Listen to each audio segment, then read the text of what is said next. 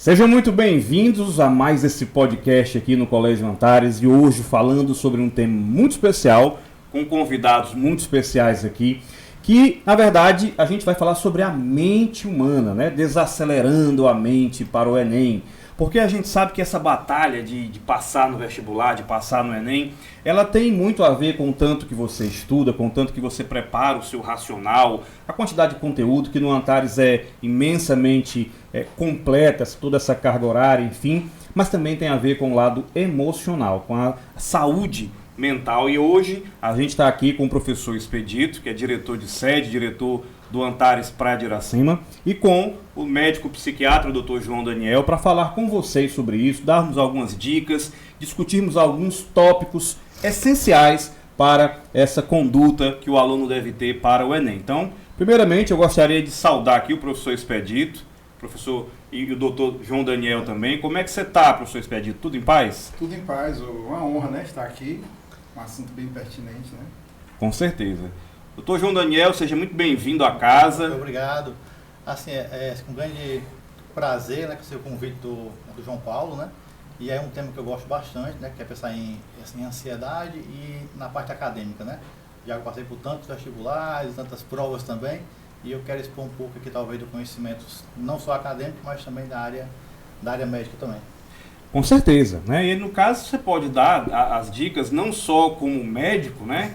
Mas também como quem já passou por essa bateria de testes, de provas aí, porque é uma pessoa que passou em medicina e a gente sabe que no nosso país a aprovação em medicina é algo realmente muito difícil, muito concorrido, muito doído, digamos assim. É isso? Mas nós estamos aqui, e a gente vai abordar isso também na questão da psicologia, porque o nosso diretor aqui, o professor Expedito, além de diretor, além de uma pessoa que conhece profundamente a educação, é psicólogo também, né, Expedito? Isso também é. E aí a gente vai falar sobre essa questão da mente humana. Temos aqui alguns temas importantes. Ótimo. Vocês que estão nos acompanhando, deixem seus comentários aí para que a gente possa ver, que a gente possa trazer mais ideias nos próximos podcasts aqui do Colégio Antares também. Mas inicialmente, vamos lá. A gente sabe que o podcast é atemporal, né? Que a pessoa pode estar nos assistindo no dia que a gente lançou, pode estar nos vendo daqui a 2 anos. Mas no presente momento, nós estamos aqui no segundo semestre do ano de 2022. E o aluno já começa a ter uma percepção diferente. Ele teve todo o primeiro semestre, parece assim que a conta não tinha chegado, mas agora está chegando. Especialmente porque no ano de 2022 nós temos eleição, nós temos Copa, as provas estão sendo um pouco colocadas mais para perto agora, né? Sendo adiantadas inclusive. E aí o nosso aluno já começa a ter aquele pensamento, meu Deus, e agora será que vai dar tempo? Eu vou começar perguntando aqui ao professor Expedito, que já está na área da educação há alguns anos, né? Não precisa dizer quantos, né, Expedito? Fica à vontade. Né? Para que isso, sempre né? Sou muito aberto, sou muito tranquilo. Vamos dizer só assim, tem mais de 20. Melhor Né? evitar, né? Como é que você vê, Expedito, assim, essa questão do comportamento do aluno nessa época do ano? Eu te peço que fale só mais um pouquinho próximo ao nosso microfone. Eu, João Paulo e Daniel, aqui meu colaborador, né? Até a dupla sertaneja. Uma dupla sertaneja, né? Expedito, João Paulo e Daniel, né? O contexto de preparar para o vestibular e nas últimas décadas da Enem vem tendo peculiaridades, né? Sim. Mas eu diria que esse ano ele seria bem mais especial, porque as nossas escolas e todas as escolas do Brasil estão recebendo alunos que passaram 2 anos em casa do ensino médio e de repente eles chegam na escola e vem o tal do Enem, o tal do vestibular. Não que não houvesse tido espaço para se falar disso, mas com tanta intensidade. Então, de repente, é aquele aluno que chegou no momento onde ele diz, existem algumas defasagens, existem, viu, doutor Daniel, algumas ansiedades por conta desse contexto pós-pandêmico, onde ele chegou de repente. E aí? 2 anos em casa, ou semi, ou naquela fase híbrida, mas eu cheguei, e aí? Onde é que eu vou superar tantas perdas, onde é que eu vou superar tantas elaborações, se eu tenho aí todo um contexto que diz, agora é vestibular e bota as outras coisas no saco. Né? De repente estava todo mundo em casa e sai todo mundo para a luta e ele vai encontrar com todos os outros concorrentes, digamos assim, né? E gera aquela situação de uma certa ansiedade. Acho que a palavra mais adequada é essa. E essa questão também tinha muito assim, no início todo mundo estava alegre, né? Vou ficar em casa, né? E aí depois, na volta às aulas, aí assim, rapaz, eu tô com saudade das aulas. E uns conseguiram retornar bem e muitos não. Então tem muitos casos que eu atendo, paciente, doutor, eu não consigo mais me readequar. Eu ia te perguntar exatamente sobre isso. Como é que tem sido a experiência clínica sobre essa questão, a procura, as demandas? Fala um pouco pra gente sobre isso também, doutor. Assim, da pandemia para cá eu percebo que a demanda teve um aumento muito grande. Então eu falo assim, em torno de 30%, 50% de aumento de demanda na busca por consultas na psiquiatria. Né? De adolescentes. De adolescentes. Né?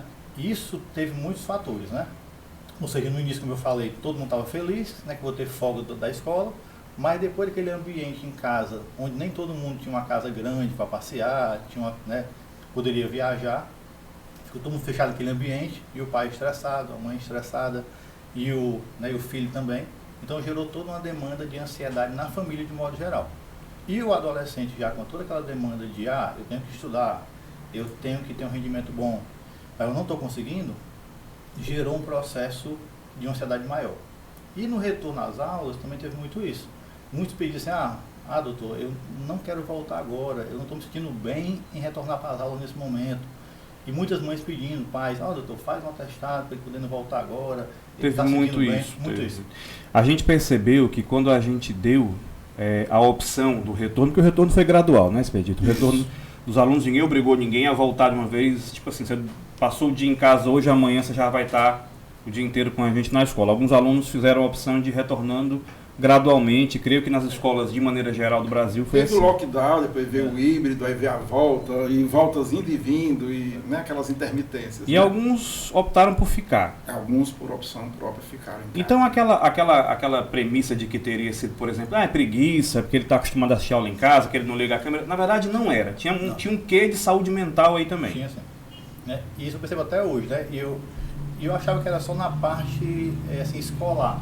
Mas tem adultos, né, na parte universitária, onde os pacientes também não conseguem voltar até hoje. Sério? E eu dei paciente, eu faço direito na faculdade e tal, e até hoje estou tendo a opção de fazer à distância, né, porque eu não estou conseguindo sair de casa, ainda tenho aquele medo que eu não consigo explicar o porquê que eu não consigo, mas que o paciente até hoje ainda opta por ficar de home office. E ele não está em casa porque ele acha bom ficar em casa, ele se incomoda por estar em casa. Mas ele não consegue se sentir bem lá na faculdade ainda. Então tem esse processo que até hoje perdura, não só entre as crianças e adolescentes, mas com adultos também. Olha que interessante. E nisso tudo a gente acaba tendo que perceber que esse momento único, que foi a pandemia, nós tivemos outras pandemias com até mais mortos, com até mais gravidade, até falta de medicamentos, né? Gripe espanhola e tantas outras. Mas a gente percebeu que essa nos pegou de jeito pela questão da população, do tamanho da população, das conexões, do interrelacionamento. Mas isso faz acender uma luzinha também de que pode não ter sido a última vez. Obviamente não será, pelo nosso histórico clínico, médico, social, biológico. E a gente começa a perceber que há espaço para se preparar para isso. Porque no que a gente entendeu que muitos tiveram a opção de não voltar para o estudo, alguns também não voltaram para o trabalho. Acho que todo mundo aqui conhece 3 ou 4 amigos do ciclo que permanecem, né, trabalhando de casa e numa rentabilidade maior. Tem se falado muito em burnout. Bastante, porque alguns, pelo fato de ficar em casa, resolveram assumir 3, 4 empregos. Eu tenho um primo que resolveu assumir 3 e estava quase pirando já. E outros também, assim, tem pacientes, doutor, eu agora trabalho em casa e agora eu estou fazendo um almoço. Eu trabalho em casa e agora eu estou agora arrumando a casa também, porque como eu estou em casa, eu vou fazer mais de uma coisa. Agrega. E aí gera uma demanda de trabalho maior, até porque os custos também ficaram mais altos. E ele quer reduzir os custos com essa, assim, tipo abraçando outras funções, e gera o burnout, gera o estresse, gera a ansiedade, gera uma série de coisas que estão associadas também, né? Com certeza. E deixa eu fazer uma pergunta trazendo aqui para o nosso tema, né? O aluno hoje que vinha dessa linha, porque a gente sabe que ele também estava em casa, ele também, alguns resolveram malhar, escrever, pintar, fazer algo que complementasse a vida dele dentro de casa. Será que esse aluno hoje está conseguindo conciliar as atividades que ele fazia antes e que ele não está tendo essa dificuldade de hoje ter várias ações, várias atividades e conciliar isso com o estudo? Será que a cabeça do nosso aluno está organizada para esse novo momento agora especialmente falando do nosso aluno pré-universitário que está aí às vésperas do Enem? Será que ele hoje consegue se organizar? Como é que isso tem acontecido na escola? Como é que isso chega na direção? Isso. E depois como é que isso chega no consultório? Ô João, eu vejo assim, você falou pandemia antes, vou tentar aqui fazer um gancho, né? A gente acha que a pandemia, ela trouxe muitas coisas novas, mas muitas questões já existiam, elas foram denunciadas, né? Com certeza. Nós podemos dizer assim, o nosso jovem, ele já tinha ansiedade. Sim. Ele já tinha ansiedade porque é próprio da nossa sociedade fazer cobranças. Cobranças de várias maneiras. Então você chega com um jovem de terceiro ano, desde o ensino médio ele vem aí, o mercado de trabalho, se pergunta logo, o que é que vai ser, o que é que vai fazer? É uma demanda. A outra pergunta, e aí, a sua afetividade? Então, duas colunas muito fortes, né? Definições de escolhas afetivas e de escolhas profissionais. Então esse jovem já vem com ansiedade. Não raro quando você tem todo um acompanhamento de família e o acompanhamento vai, e ele chega no ensino médio e ele chega no terceiro ano, ele acha que aquele terceiro ano vai resolver tudo. Ou seja, daqui para frente tudo vai ser diferente. E bota a apostila debaixo do braço e acha que por osmose ou por algum contato, me dê material, querem todos os tipos de informação, porque estão realmente cobrados. E a cobrança é um fato ansioso, né, doutor? Exatamente. Essa cobrança é muito grande, então o que é que vai acontecer? Ele já vem com essa ansiedade. Se antes da pandemia já era natural, a pandemia ela potencializou, como você colocou. De repente, de uma hora para outra, eu caio no terceiro ano, com várias demandas, e se potencializa várias outras cobranças. Aí você colocou. E tem outras atividades? Tem. Mas o nosso mercado é tão severo, e diante de um ano atípico, ele vai dizer, é vestibular, resultado. Então, gera essa ansiedade de dar conta de coisas em um ano corrido, é um intensivo. Pode-se dizer que está se fazendo um intensivo, e esse aluno se vê diante desse intensivo com muitas questões que ele não elaborou por conta da pandemia, perdas familiares que não foram elaboradas, né? Perdas relacionais, né? Perdas de situação econômica na família. Nós temos tantos jovens aí que você vê que o status econômico-social caiu. Com né? certeza. Não que seja tão importante, mas bate lá dentro. Mas são fatores ali externos à batalha do Enem. Isso. Né? Porque a batalha se trava muito na sala de aula e no momento que ele está estudando, mas que permeiam ali o conhecimento, como é que eu posso dizer, a questão emocional dele. Porque a gente encara a parte emocional como sendo uma base. A base que por cima dela está toda a parte racional, que se essa base emocional não estiver bem cuidada, toda a parte racional ela vai para o brejo.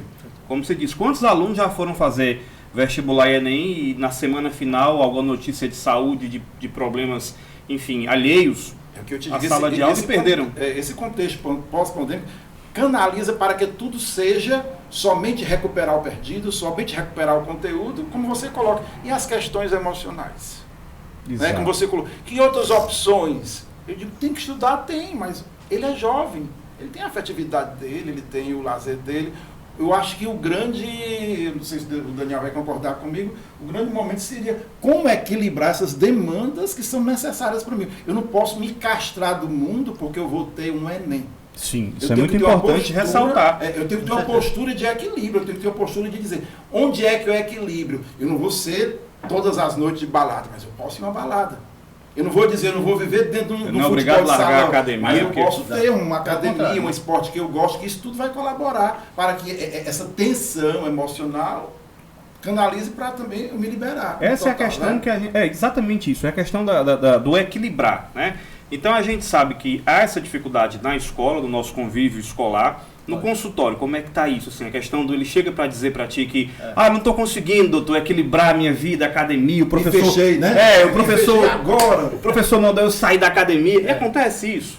Que assim, no primeiro semestre, né? Muito paciente chegava lá, muitos alunos, né? E no ensino médio, mais segundo, terceiro ano, né? Eu estou querendo assim, ver tudo agora. Eu digo, tenha calma. Você vai tentar ver tudo agora e ao chegar no segundo semestre vai estar muito cansado. Isso. E você não vai ter aquele gás para dar aquela revisão fundamental na hora final. No caso, o cara vai lá, pega março, abril, maio, junho, se cansa totalmente, quer assistir todas as aulas que nem são dele às vezes. Tem aula à noite que é da outra turma, vou assistir lá.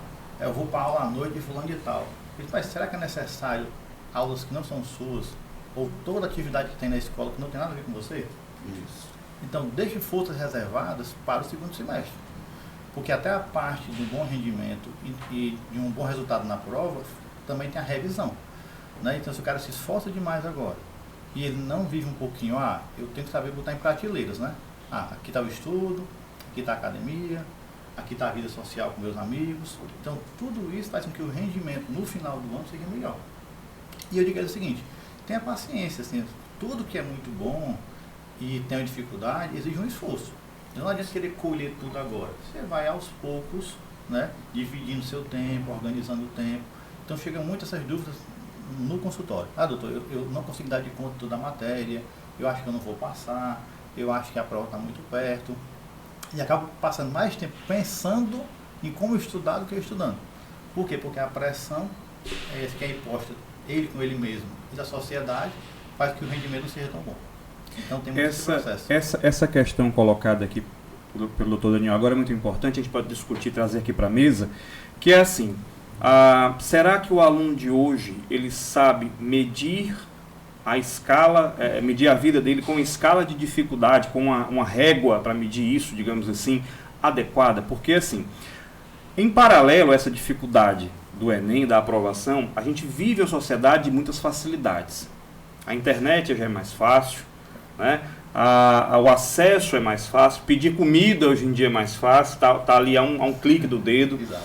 E aí ele de repente se depara com algo que envolve um esforço ali, para alguns até sobre-humano. Tem alguns que não conseguem entender como é que tal pessoa passou em primeiro lugar em medicina, engenharia e tal canto do mundo, e ele não consegue ter essa dimensão. Será que hoje, né, esse aluno pós-pandemia, excluindo também, deixando um pouco de lado a questão somente pandemia, mas esse aluno do século XXI, ele entende essa questão da dificuldade de mensurar o Enem?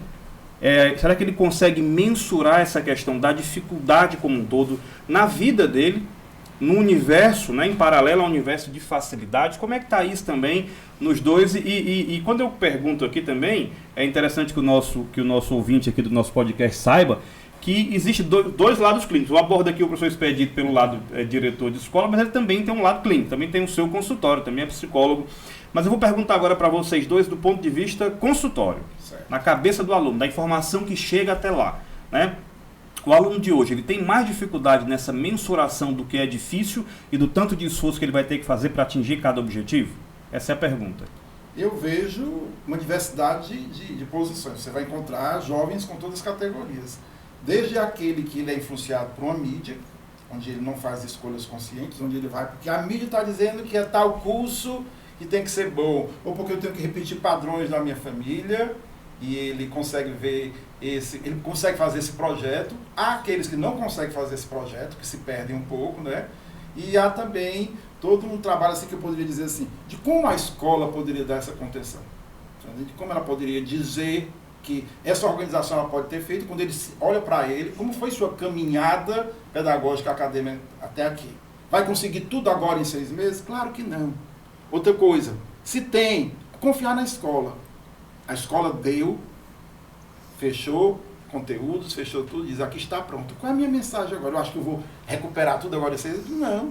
Eu vou acompanhar todo um programa da escola que vai fazer revisão, que vai trazer exercícios, que vai ter aulas de véspera, e a gente vai fazendo todo esse trabalho para que esse resgate daquilo que não foi construído não venha com essa ansiedade que agora, né, Daniel, eu vou resolver tudo agora nesses 6 meses, eu quero resolver tudo, se puder pagar, eu pago. Da mesma forma que acha que o clique no teclado, no celular, pode resolver tudo, talvez agora um clique onde faça N cursos, porque tem curso aí, fora as escolas tem N cursos, né, assim, oferecendo milagres. Então é aquela emergência, aquele ufanismo assim, de querer resolver tudo de uma hora para outra, que vai gerando também lá na frente percepções de que eu não consigo, porque eu sou humano. E eu vou ficar infeliz, porque algumas coisas estão deixadas de lado. Eu vou lá na frente me perceber incompleto, me perceber que não vou, e como o doutor Daniel disse, eu vou me fixar mais na minha capacidade, no que eu não estou conseguindo, no que eu consigo. Nas nossas escolas, a gente tem que trabalhar muito com os supervisores, né? A Cátia é uma das nossas líderes lá de supervisão, de dizer, de dar esse ânimo, de acolher esse aluno. Esse aluno veio numa fase diferente, é um ano atípico. Vamos acolher esse aluno, vamos dizer que eles podem, que eles têm uma base, que essa escola deu essa base, como todas as outras escolas devem ter dado essa base, tá dando, mas de dizer, sejam realmente confiantes. Está entendendo? Que não é um momento extremamente doloroso ou decisivo para tudo, né? Mas que é decisivo. Não é um momento de impossibilidade, é um momento que talvez exija mais. É. Doutor Daniel, e chega essa... Doutor, por favor, a pílula mágica para dificuldade, tem isso aí? Como é que chega lá? Eu digo aos Querem, pacientes, né? Querem. Vamos ver se ele consegue. Se eu tivesse, eu não estaria mais atendendo, eu já estaria rico, né? Mas em outro lugar, eu não tenho a pílula mágica, né? O que eu posso é dar dicas de como você assim, quando eu falo dica, na verdade é o seguinte, é pegar uma base de tudo que está acontecendo. Assim, será que o seu humor está bom? Tá, doutor, eu não consigo me concentrar. Mas a concentração tem a ver com vários fatores na vida, né? Eu estou bem na minha saúde mental, assim, no sentido assim, eu estou triste, eu estou depressivo, eu estou ansioso. Como eu consigo render se eu não estou bem? Né? Então, minha memória está ruim. Opa, peraí, vamos ver o que é. Ela sempre foi ruim no passado? Não era ruim no passado. Seu rendimento era bom em 2020, 2019? Era. Então tem algo de novo na sua vida nesse momento. Então, nem sempre é uma coisa que é, digamos assim, uma alteração que era prévia. Talvez uma foto do momento, né? Talvez essa positividade tóxica, né? De achar que todo mundo está rico, feliz, sarado, malhado. Isso. E tem todos os 10 passos para vencer, 7 passos para... E a pessoa, às vezes, não sabe administrar aquilo que é básico. Tá, eu estou triste. E a tristeza é uma emoção de caractere reflexivo. Eu preciso da tristeza para perceber onde foi que eu errei, o que é que eu posso fazer melhor. Exato. Né? E as pessoas hoje, eu percebo isso também, aí o meu ponto de vista como sala de aula, como professor, é que os adolescentes hoje, é tristeza, isso não pode ficar perto de mim. E cara, isso faz parte da tua vida. Essas emoções básicas, principais, e a pessoa não entende, me dê um remédio porque eu não posso ficar triste dia nenhum. Acontece isso, não é? Assim, todos os sentimentos, seja alegria, ou tristeza, ou angústia, fazem parte da vida. Né? Eu sei, porque quando eu estou triste, eu tenho um crescimento nisso. Porque se eu todo mundo alegre o dia todo, assim, então para que eu vou melhorar se eu estou alegre direto? Estou tudo perfeito. Né? Mas quando a tristeza supera um padrão da normalidade, quando eu começo a ter uma perda no rendimento, aí sim é uma coisa que eu tenho que ser avaliada. Uma coisa é eu estar triste hoje, amanhã, né, quarta, quinta-feira. Não, eu estou há 15 dias que eu não consigo render. Eu estou há 20 dias que eu tenho um choro fácil. Eu estou há um mês... É bom se ligar nessa dica, né, doutor? Porque assim, uma coisa é uma tristeza de um dia ou dois. Exatamente. E quando permanece, já começa a ficar preocupante, não é Exatamente. Isso? E a criança e a adolescente, ela tem forma diferente de expressar um quadro depressivo. Muitas vezes o adulto, ele expressa com choro, expressa com mais... com formas mais visíveis. O adolescente, mais endógenos. No caso do adolescente, criança, às vezes assim... Vamos explorar mais esse assunto, essa parte eu creio que é ele fica assim, super interessante. Meu filho está um pouco mais isolado. Meu filho que sempre estava na sala com a gente, agora não busca mais a gente. Pro pai que nos assiste, né? Eu estou tentando fazer aqui um link pro pai que nos assiste nesse momento.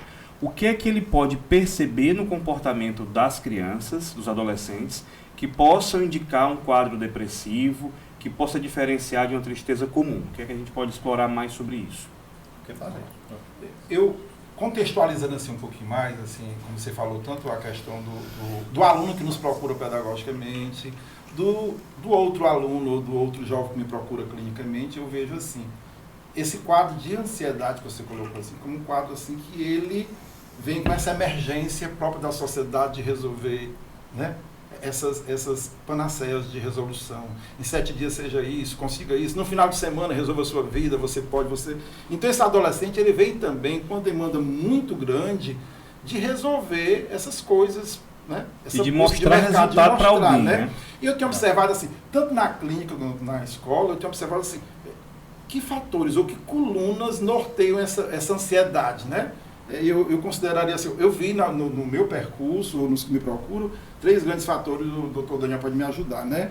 Essa ansiedade que vem por conta desse pós-pandemia, perdas. Perdas de quê? Eu tenho emergência de recuperar. Eu sou referência na minha família.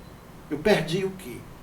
Perdi familiares, eu perdi status econômico. Como é que eu vou recuperar isso? Eu sou a solução da família. Eu tenho que passar. eu não posso negar. Então eu tenho que recuperar perdas. E tem gente que está procurando recuperar o que não perdeu. O que não perdeu, que nem tinha, né? Que nem tinha. Porque como se fala muito que a pandemia atrapalhou o crescimento, o resultado da economia mundial, o cara diz, então eu perdi o quê? Eu estou 1 milhão a menos, 1 milhão abaixo da média, né? Então, assim, tem coisa que a pessoa nem de fato perdeu. Então, o primeiro seria eu coloquei, eu vejo muito essa questão do jovem, perdeu, quero recuperar. O outro ponto que você vê, tanto na criança que ele colocou, essa percepção de um quadro sintomatológico meio que escondido, meio endógeno, seria o quê? Se você pegar uma criança, você diz, ele não tem depressão, ele não tem nada, mas ele está lá igual a esponjinha. A separação dos pais, ele traz a culpa para ele. Sim. É um problema, uma mudança de status, que morava numa casa melhor, foi para uma outra, porque perdeu um cachorro, coisa para... Do mesmo jeito que a criança traz para si, você fica, e aí? E às vezes ele nem percebe, né, Expedito? Porque assim, essa mudança, ele mudou de uma casa maior, de repente até mais, já parafraseando aqui o Cortella, uma casa mais arrumada, onde talvez não tivesse felicidade, para uma casa mais desarrumada, onde tem.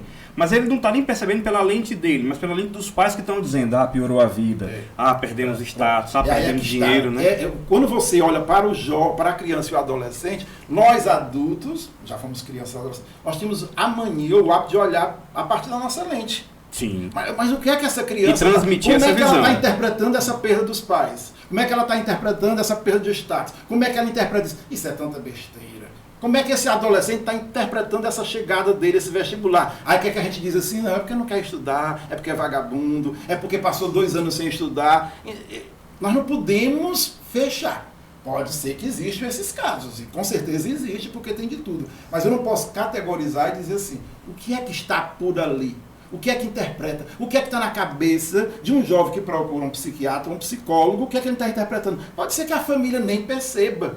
E as maneiras dele manifestar isso seja o quê? Trancado dentro de um quarto, né?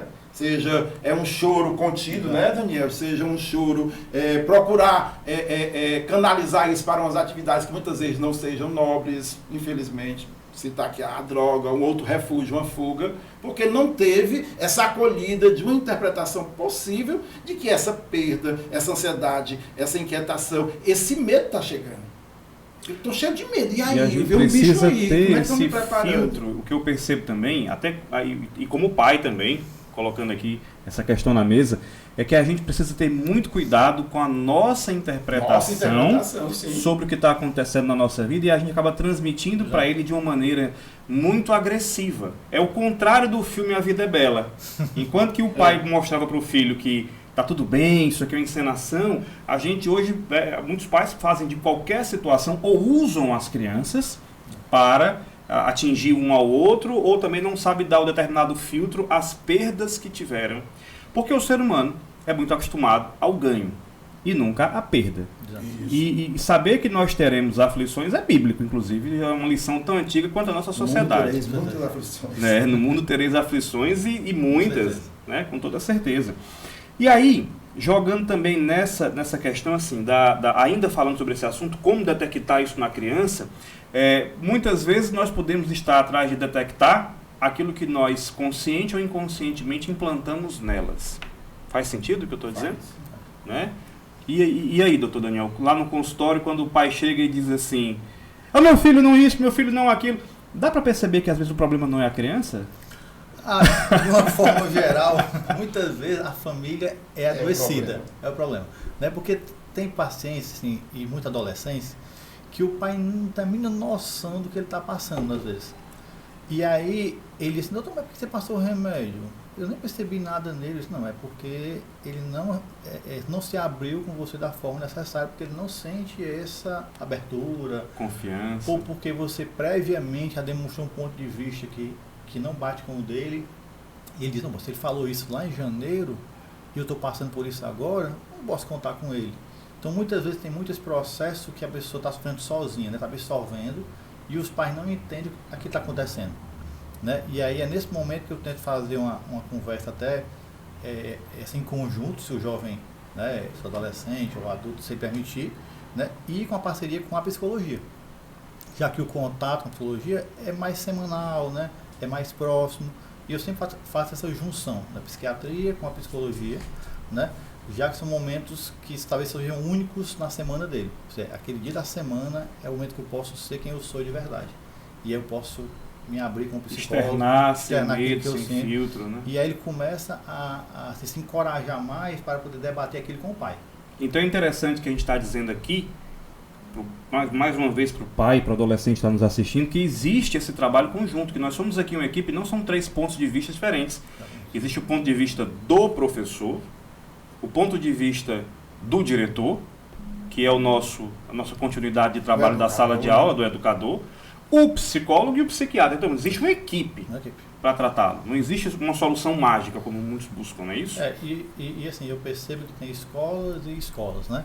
Assim, eu percebo que tem colégios assim, que facilitam esse trabalho, né? Onde o aluno fala assim, ó, eu não estou bem, e eu já tive casos de pacientes, né, de colegas aqui da escola, né, do Antares, e teve uma boa aceitação. Vamos dar esse suporte. Eu falando isso não é porque eu estou aqui hoje, é porque foi um caso até de ontem, de pacientes aqui da rede. Doutor, eu me senti acolhido, porque entenderam que eu não estou bem agora. E outras escolas, às vezes, não entendem tão bem, estão em busca apenas do resultado. Você não está bem para ter o resultado que eu quero, então você não me serve nesse momento. Então, se você estiver bem, você nos interessa. Isso é complicado. Complicado. Então, é isso que eu disse assim, a escola ajuda muito, se ela quiser colaborar.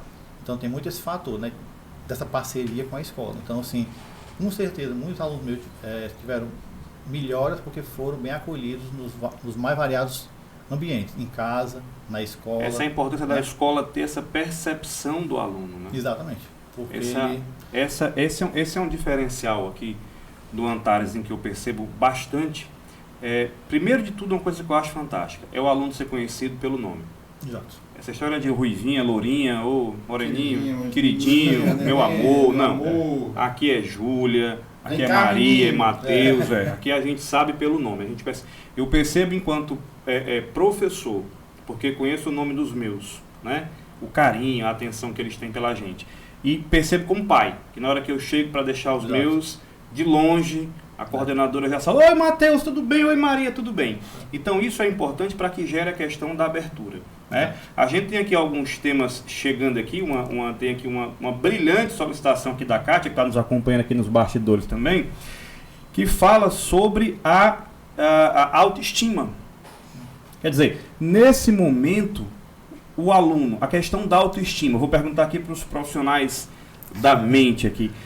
A autoestima é importante, a maneira como ele se vê, como ele sabe que ele pode chegar ao seu resultado no vestibular e ele tem a coragem, ele tem a autoestima suficiente, inclusive, para chegar em casa e dizer, pai, a medicina que o senhor quer para mim, que acontece muitas vezes, eu sou um dissidente da odontologia. Eu acho que já comentei em um podcast anterior, eu fui criado para ser dentista, né? E eu queria ser professor. Então, assim, será que a gente tem autoestima suficiente para chegar em casa e dizer isso? Ou a maneira que se vê também perante a turma e os colegas, será que eu tenho essa condição de assumir aquilo que eu quero para a minha vida? Como é que vocês veem isso no ambiente clínico, sala de aula, direção? Eu veria assim, até que ponto a escola ou a sociedade, a mídia tem elementos castradores dessa autoestima. A partir do momento em que eu elejo que a pessoa só pode ser feliz em medicina, direito no eu estou castrando o direito dela ser ela mesma, dela ter o projeto de vida dela, né? Sim. Eu posso castrar também a partir do momento em que eu não escuto, onde eu faço comparações. Eu sempre digo para os nossos pais, não existe comparação. Porque o mais velho passou no ITA, esse também vai passar. Essa comparação sempre dolorosa. Pais, pré-estabelecer também projetos. não façam isso, pais, não comparem os filhos. Isso. Chato, E também pré-estabelecer projetos que são da família, não são do aluno. Poxa vida, se eu tenho o consultório, é obrigado esse consultório ser herança do meu filho? Poxa, se eu tenho a empresa, é obrigado essa empresa ser sucessão do meu filho? Poxa, eu sempre digo isso, eu brinco com os pais, eu disse, olha, se você se frustrou ou não conseguiu, vai procurar resolver isso com um psiquiatra ou com um psicólogo. Né? Ou se você tem, o seu ego é tão forte que você quer que se repita no seu filho, vá também se resolver. Você precisa de terapia. Então, muitos pais estão precisando reavaliar a postura de como eles deixam esses filhos fazer projetos, de como esses filhos podem se realizar. Nós temos espaço para tudo. Eu sempre digo, notários, o pai chega e diz assim, aqui passa para a medicina. Eu disse, não só medicina, mas para onde o menino quer. Como diz um professor nosso, passa até para a NASA. Agora tem que ter, saber se NASA é o projeto dele. Marcondes e Cátia, que estão aqui no nosso estúdio. Inclusive, Expedito, parabéns, viu, pelo desempenho do Dr. Daniel. Obrigado. Estou me sentindo assim, como é que eu posso dizer? Muito feliz, porque é o primeiro podcast que o Marcondes vem aqui. Olha aí uma coisa. É sinal de que os convidados e o assunto, né, nos interessou. Seja muito bem-vindo, e se quiser sentar aqui conosco também, né? Eu tenho um fato bem... Tem uma cadeira aqui lhe aguardando. Eu queria narrar assim, um fato bem pitoresco e bem... que eu achei muito engraçado. O pai chegou, época de matrícula, e disse assim, professor, vem cá, como é que está a aprovação aqui de medicina? Eu disse, ótimo. E aqui no Antares a gente trabalha na proporcionalidade, porque nós temos aqui o privilégio de ter sala de aulas, gente, com 30 alunos no terceiro ano do ensino médio. Isso é maravilhoso. Eu tenho duas turmas, assim, falando, por exemplo, da Praia de Iracema, eu tenho duas turmas, uma de 28 e uma de 29, e aí tem gente que diz assim, por que não juntou e fez só uma? Poderia, economicamente seria bem viável. Mas esse aluno, né, Marcondes, que vem com gente desde pequeno e ele tem todas as suas peculiaridades. Aí chega o pai, né? Falar nisso, um abraço ao Samuel, ao Rian, um abraço às Júlias, né? Que a turma AV lá do Expedito tem 3 Júlias. E fala, Júlia, qual? Todas se levantam, né? Todas se levantam, o Rian, aquele pessoal maravilhoso lá da sede Praia de Iracema. E chega o pai, viu, Marcondes, Cátia, e você aqui, doutor Daniel, vai. Passou também pelo GEL, né? E o pai diz assim, e aí, como é que está aqui a aprovação para a medicina? Eu digo, tá bem, porque nós trabalhamos de acordo com as aptidões, né? E as demandas, os interesses dos alunos. E aí, né, lá na tanta, ele diz assim, pois vou escrever meu filho. Aí eu disse, por curiosidade, você acha que seu filho tem intenção de qual curso? Não vou citar o curso para não causar discriminação em comparação de curso. Mas ele disse, tal curso não tinha nada a ver com medicina, não tinha, mas ele queria... É que se tornou um parâmetro de comparação, para né? dizer, eu estou lutando, onde passa para medicina? O meu filho não vai fazer medicina. Poxa, respeita isso. Outra coisa também nesse fato assim, você pode intervir, viu? Não, porque eu sou meio... Outra coisa também, chegamos no começo do ano, aí estava Tibério, meu Tiberinho, um abraço, né? E Geislan e Rebeca, minha psicóloga, ela disse assim, como é que vai ser esse ano tão difícil? E eu disse, eu não sei, Rebeca, qual a sua linha na psicologia, mas vamos ser lacanianos, psicanalíticos. E disse, como é que nós vamos ser? Escuta! Eu não sei, eu não vou dar conta desses meninos. Apenas escuta os meninos, eles vão sair felizes. O Rubem Alves é que dizia, né, que tem muito curso de oratória, mas tem pouco curso de escutatória. Aí eu disse, escuta os meninos, o que é que ele... E os meninos diziam, eu estou com vontade. Gente, a literatura de composição musical diz, se eu soltar a minha voz, eu quero, por favor, me entenda. Quantos adolescentes precisam soltar a voz? Expedito, isso não é uma coisa. Isso não é uma coisa só brasileira. O doutor Daniel é um cara estudadíssimo também, sabe disso. Tem um livro que eu recomendo demais, deixar aqui, eu trouxe aqui 2, mas tem mais um que eu me lembrei aqui agora. Maravilhoso. É O Jeito Harvard de Ser Feliz, e é um psicólogo americano, Sean Arco, e ele fala aqui, 3 em cada 4 alunos de Harvard enfrentam um episódio de depressão porque não queriam estar ali. A gente está falando da universidade mais concorrida do mundo. E tem gente que não queria estar ali. Então é interessante se pensar que o fator felicidade, e o livro, a temática é essa, O Jeito Harvard de Ser Feliz, é a busca pela realização pessoal. De repente você quer para mim um projeto para ser um engenheiro eletrônico, e de repente não, eu quero ser professor de jiu-jitsu. E você feliz assim, você é um campeão mundial, talvez. E a gente tende a essa castração, ou colocar parâmetros, como você colocou aqui, que nem são reais. Então, cada projeto fala assim, nem sempre do estudante, né? É da família. É um sequestro da subjetividade do aluno. E eu falo assim, só existe engenharia, direito e medicina? Porque eu vejo muito... O ITA, né? Muita reportagem assim, Sou do ITA. Tipo assim, um brasileiro que ele é muito feliz sendo fotógrafo lá em Nova York.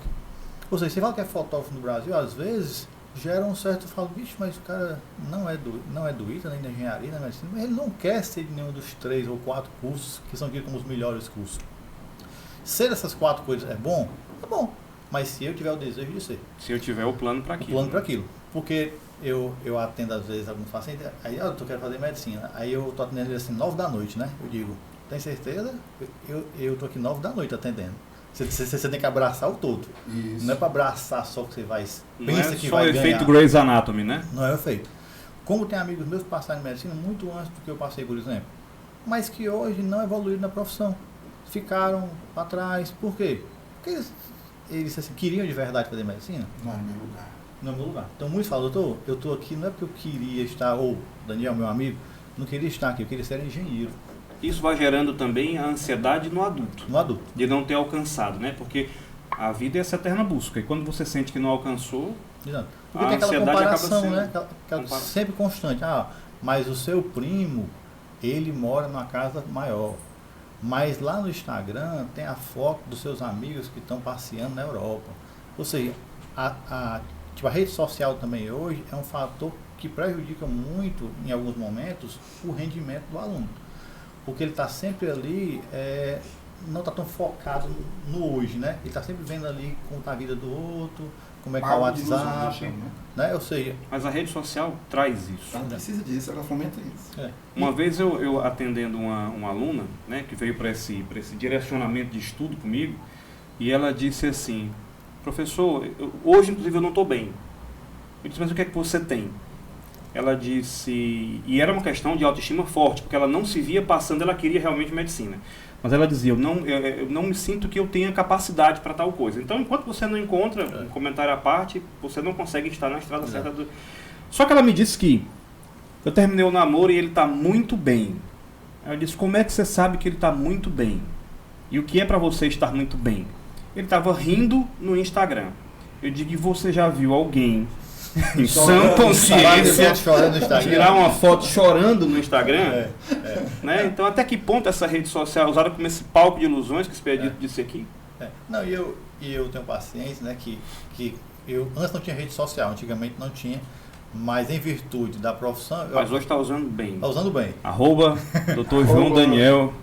.psiquiatra.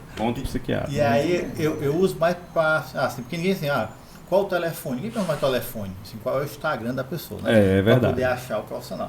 E eu vejo pacientes meus lá que estão lá na foto sorrindo, eu digo, esse cara estava aqui ontem, e estava com depressão, e está com depressão, não sei, mas lá no Instagram ele fez aquele esforço sobrenatural, às vezes não, superior, para mostrar que está bem. Mas dentro, eu sei, porque é um paciente meu, isso serve de parâmetro para mim. Olha, como a rede social mostra que nem sempre é a realidade, né? E aí os outros que ficam vendo, ficam colocando assim, um peso maior. Assim, por que eu não estou bem? Se eu tenho casa, estou num colégio bom, eu tenho que estar bem. Porque meu pai está trabalhando muito, está pagando essa escola, eu tenho que estar bem. E eu digo, a primeira coisa, você precisa ficar bem de verdade. E depois você assume os outros pesos que a vida está te dando. Não posso querer estudar 5 horas hoje se eu não estou bem. Né? Então, a primeira coisa que busque ficar bem de verdade. Né? E aí depois você parte em busca das outras coisas. Esse busque ficar bem, quais são as dicas que vocês dariam para a gente se entender aqui? De buscar ficar bem. O que chegou para ele o que é ficar bem? Pronto. O que é que contextualizou essa história? Né? O que é que demandam ou cobram desse aluno, dessa pessoa que é estar bem? Pode estar bem para mim, pode ser adolescente que esteja em alta ansiedade porque ele não consegue estar no Instagram. Porque o outro mostra uma foto que talvez seja até falsa, né? Que o físico não é o adequado. Uma história do velho de lancha, não aparece, né? Então o velho da lancha pode ser muitas coisas, pode ser autoestima, o velho da lancha pode ser o meu sofrimento, pode ser a minha dor que eu escondo e boto na frente um sorriso, né? Eu diria também, Daniel, que pode me ajudar, a gente vem construindo falsos conceitos e jargões tipo empatia. Que empatia? Ai, não, nós temos que agir de empatia. Que empatia? Você foi realmente... Porque o pessoal diz, empatia é se colocar no lugar do outro. Eu me sento no lugar dele. Eu posso dizer, como pai, dizer o que é que eu acho que é bom para ele. Mas alguém escutou. A velha escuta.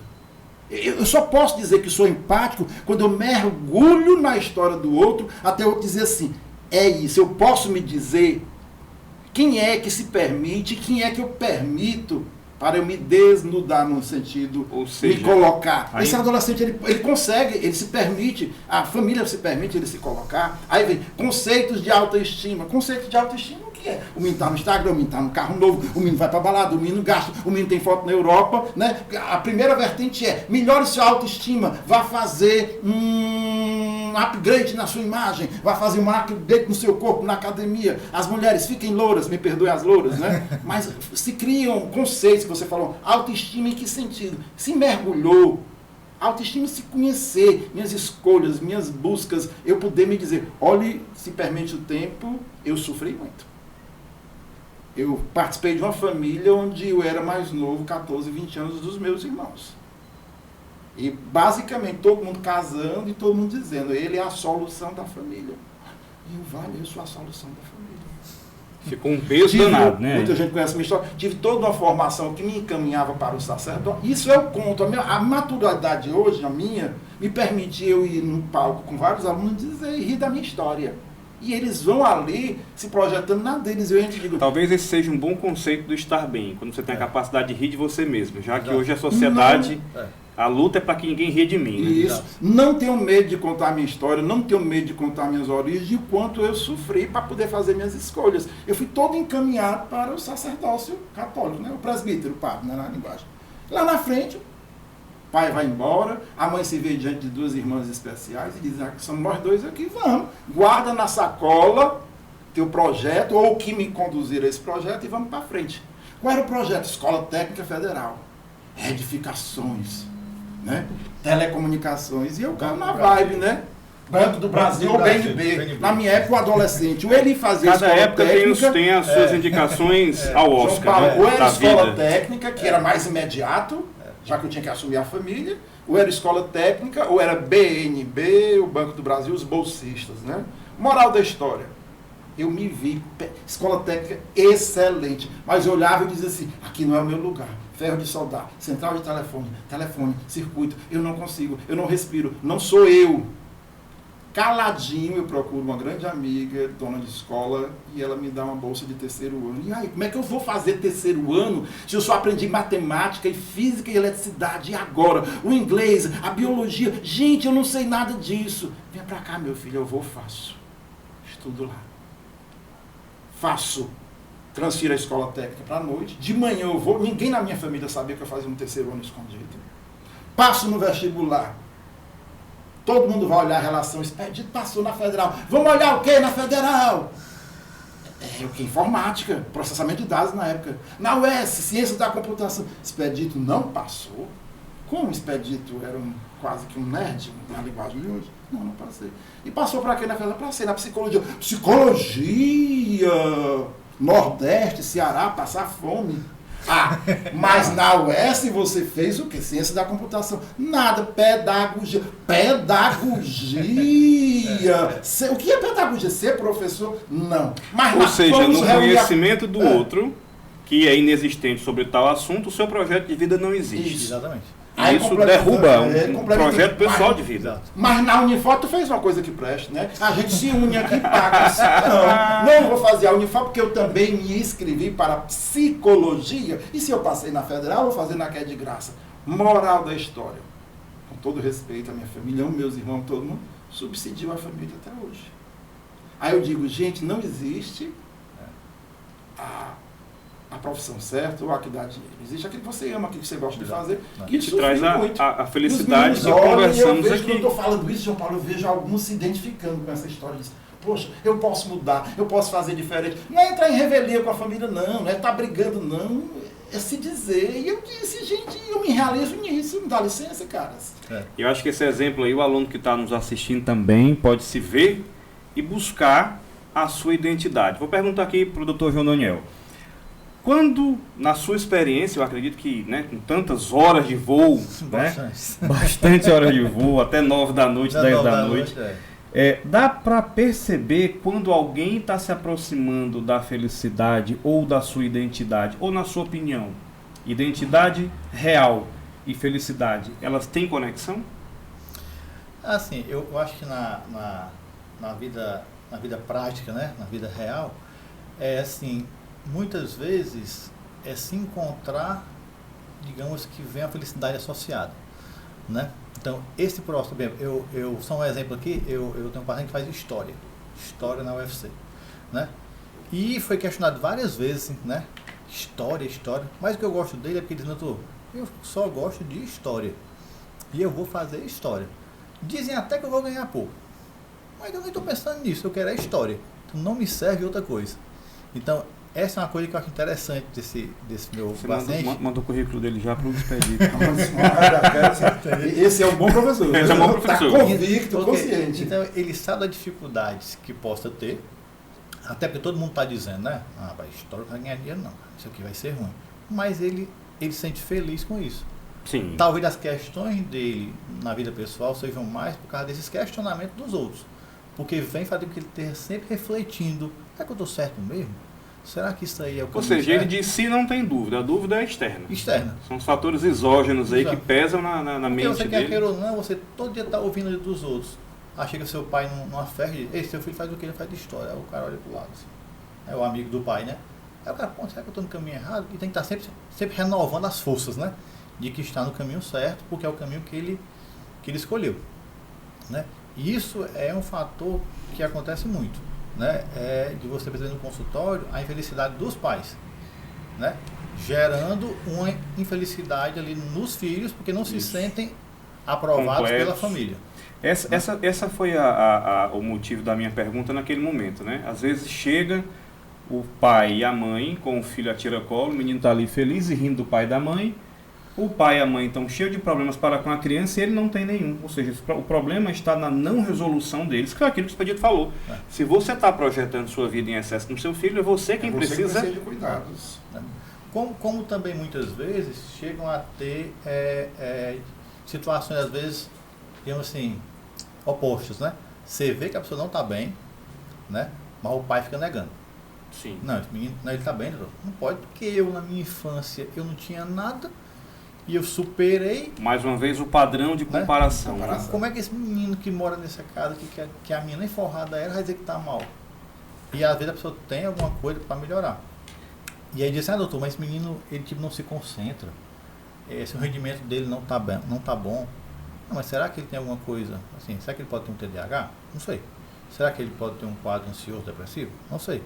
Mas se ele está, tipo assim, ligando a luz vermelha de que não está bem, deve ser escutado e deve ser acolhido. É escuta, né, doutor? É escuta. Tudo é O escuta. que eu acho mais importante é isso, é você se sentir acolhido. Essa semana, Não vir com É. fórmulas prontas e mágicas, que eu Pronto. acho que uma coisa que tem batido muito no sentido contrário da expressão humana são as fórmulas prontas. Exato. A história dos 7 passos, 7 dias, fórmula mágica, leia o livro tal. E às vezes algo que não faz sentido para você faz sentido para mim, né? Exato. Eu, por outro lado, escuto muito uma coisa que é assim: da ontem eu ouvi isso, professor, se o biólogo sabe tanta biologia, por que não fez medicina? Eu já ouvi essa pergunta, Com né? certeza. O senhor não tem cara de professor, tem cara de médico? E eu fico pensando, e que cara que tem a pessoa, né? Porque isso não é cara, é coração, é aquilo Exato. que a gente quer expressar da nossa vida. E quando eu perguntei sobre a questão da felicidade e identidade, eu ouvi uma frase que para mim, eu quero deixar registrado aqui para o nosso aluno, para os pais de aluno, para quem está nos assistindo, é que a busca maior ela não tem que ser pela profissão, ela tem que ser pelo propósito. Porque professar é apenas dizer, e através de atos, gestos, aquilo pelo qual eu fui talhado, e muitas vezes não é nem pela sociedade ou pela minha família, mas aquilo que eu tenho dentro de mim. E aí, não é, a questão é que assim, a gente não encontra o nosso propósito. Vocês concordarem, me digam. Mas eu acredito que o nosso propósito nos encontra quando nós encontramos a nossa verdadeira identidade. Com certeza. A minha como professor, a sua como médico. Porque comentava aqui conosco que já fez até farmácia, né? Foi. Não estaria feliz lá de trás do balcão ou na indústria. Não, tanto que na época do curso de farmácia, alguns colegas falaram: mas vai fazer medicina, mas você acha que tu não passa não, cara. Porque- Bate logo na sua autoestima, Não, né? vai- Achei na autoestima, né? Mas tu não passa não, porque... Profecia autorrealizador. Exatamente. Aceite e pode pra Aceite, baixo. fique aqui junto com a Aceite gente. e pode pra baixo. Né? E aí, nada contra o curso farmácico, né? Tem pessoas que, assim, eu tenho pacientes farmacêuticos muito felizes com a profissão. Mas, digamos assim, que não era o que me dava aquela realização, né, da parte profissional. Sim, claro. E aí eu busquei isso, eu sei, tive que voltar pro cursinho, eu sei, tem uns 20 e poucos anos aí, eu sei, estava fora da faixa, né, como se diz, né? E fui lá para a cadeira do cursinho novamente, numa época que teoricamente não era a época certa, como se diz, estava com 25 anos, sei lá, e aí não estava mais. Mas ok, mas aquilo aqui, assim, aquilo me chamava, né? Eu queria fazer aquilo ali, e eu tive apoio de algumas escolas, alguns diretores, falaram: não, vamos abraçar a sua causa. Você não está podendo pagar, você está sem grana, então vamos dar uma ajuda a você aqui desde que você demonstre que Encontrou quer. esses anjos, né? Como o Expedito Exato. encontrou a dona de escola que foi o anjo na vida. Até hoje Você eu a encontrou o visito, seu ela já anjo. está com 80 anos, eu a visito e dou ramalhete de flores e mando mensagem porque ela foi um anjo sem asas. Eu encontrei o Me meu ajudou a anjo ficar no também. chão. Todos nós encontramos o nosso, Agora, que disse assim, o caminho, né? Agora, me veio aqui na hora da fala dele, né?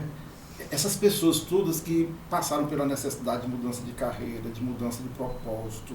Aí vem minha pergunta. Até que ponto, que percentual existe da quantidade de nossos jovens que tem essa possibilidade ou a coragem de dizer que nunca mais, ou que eu posso mudar? Eu fico me perguntando.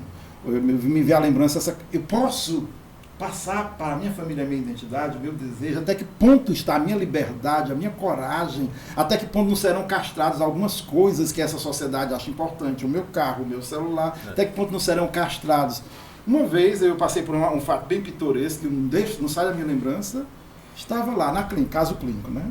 Um adolescente de 17 anos, 18 anos, o pai já tinha se apresentado e tudo, e nós iríamos atender, ver essa coisa. Aí eu cheguei, por que você está aqui? Fale um pouquinho do que ele traz ele aqui. Disse, nada.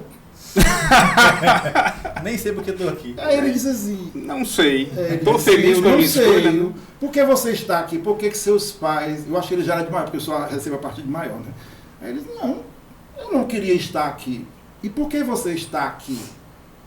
Aí ele disse, porque o papai e a mamãe mandou. Eu disse, pois vá lá na recepção, pegue o valor que sua mãe e seu pai pagaram e vá para casa. E tenha a coragem de dizer para eles que você não precisa estar aqui. Mas se você, por acaso, achar que pode vir aqui, porque foi bem acolhido por mim em outra situação sua, volte. Eu agradeço. Legal demais. Mas você passa por situações clínicas e você diz assim, meu Deus, por que você se dá direito a determinar, né, doutor? Que o outro está doente, ou que o outro não está doente, ou que o outro está bem, ou que o outro não está bem. Quem me autoriza... É a rotulação quem errada, me autoriza, né? a eu olhar para o outro, eu achar que eu sei qual é o tratado a palavra que eu falei, de empatia com relação ao outro. Eu não posso ter um tratado de empatia, porque na hora que eu pensar em empatia para ti, infelizmente ela está contaminada de muitas coisas que eu acho que são importantes. Que Com talvez toda seja eu quero trazer para ti. A falsa empatia é prejudicial, né? Às vezes é você colocar a etiqueta glitter num pote de ouro e não sabe o que está fazendo. E tem um caso também interessante numa outra escola, que uma aluna, a Vitória, nunca me esqueci dessa menina, chegou para mim correndo no corredor, me deu um abraço. A senhora deve ter mais de 10 anos. Professor, não sei o que eu faço. E chorando, eu disse, o que foi, Vitória? Ela disse, o papai quer direito, a mamãe quer medicina, e eu quero arquitetura. Eu digo, tá tudo resolvido, cada qual faz o seu vestibular. Todo mundo se inscreve que quer. Tá tudo resolvido. Bom, mas aí, vamos lá.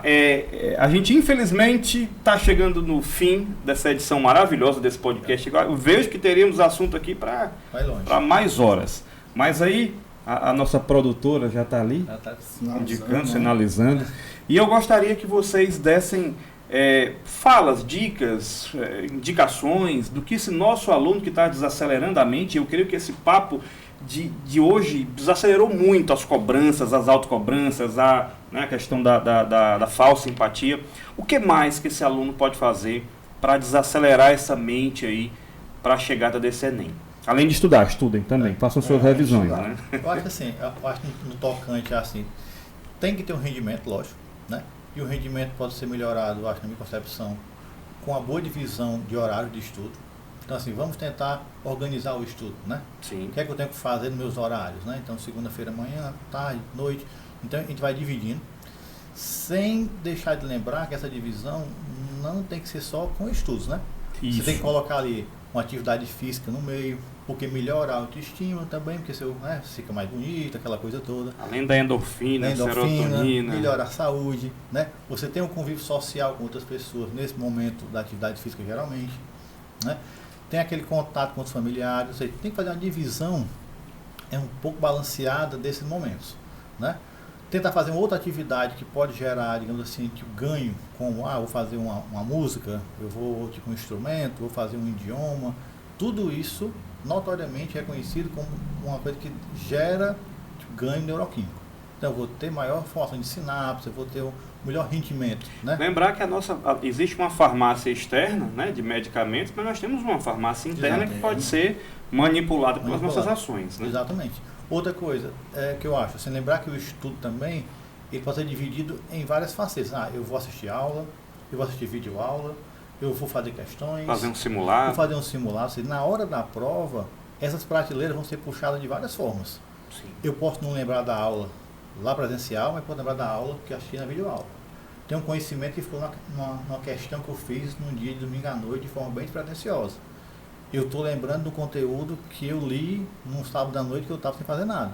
Ou então tem aquele que eu lembro agora, mas não sei nem onde foi que eu vi, mas vai me ajudar. Exatamente. Ou seja, Porque são as diferentes vias de aprendizado. Essas várias formas ajudam Várias bastante. janelas, né, Daniel? Janelas. Vão abrir várias janelas. Então isso aí vai ajudar muito, né? Com E toda outra certeza. coisa, assim, e aí, falando um pouco mais para perto da prova já, né? Tentando adiantar um pouco mais. Então, assim, não faça coisas, digamos assim, perto da minha prova. Essa é uma boa noite de sono, mas diariamente ter Eu já boas estou noites de pensando sono. aqui no seu retorno de vocês aqui. Reta final. Nosso podcast reta final aí, viu? Pode ser. Com certeza. E aí são dicas que vão ajudar muito isso aí. Concentração e memorização tem a ver com sono bom. Sono. Boa Olha aí, colocação. moçada, vocês passam a noite na internet. Vamos dormir cedinho. Exatamente, porque é uma queixa constante, né, doutor? Eu não durmo bem. Peraí, você não dorme bem ou você não quer dormir naquele horário? O cara tá ali 1 da manhã no celular, no Instagram, cara, o sono não vai vir fácil desse jeito. Então, Tem uma preparação. preparação. Você tem que, assim, eu tenho que querer dormir para poder dormir bem. E saber se desconectar. Desconectar. E eu falo assim, pelo menos 1 hora antes, né? Já que 2 horas às vezes é mais difícil, né?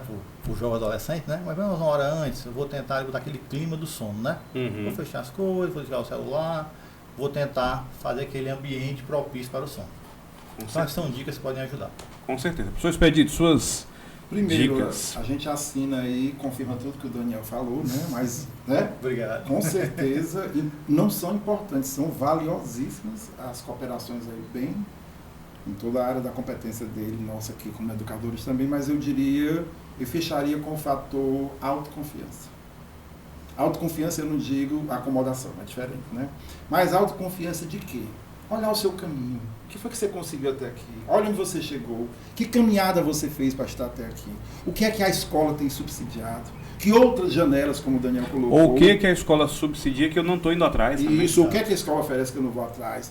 É a consciência que mais do que o medo do concorrente lá fora, talvez você seja um grande concorrente interno, de dizer eu não posso, eu não consigo, o outro é melhor porque está em tal lugar, ou tal nisso, porque o exército de concorrentes é grande, né? É muito grande.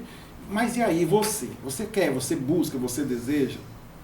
Mas um desejo motivacional, produtivo, não um desejo só intencional, não. E a parte de confiar que existe uma caminhada, não é rótulo de escola que vai dizer que tu passa ou que tu não passa. Existe aquelas, vou mudar em 3º ano de escola, vou mudar de ensino ano. O que muda é o seu interno, o seu fator interno.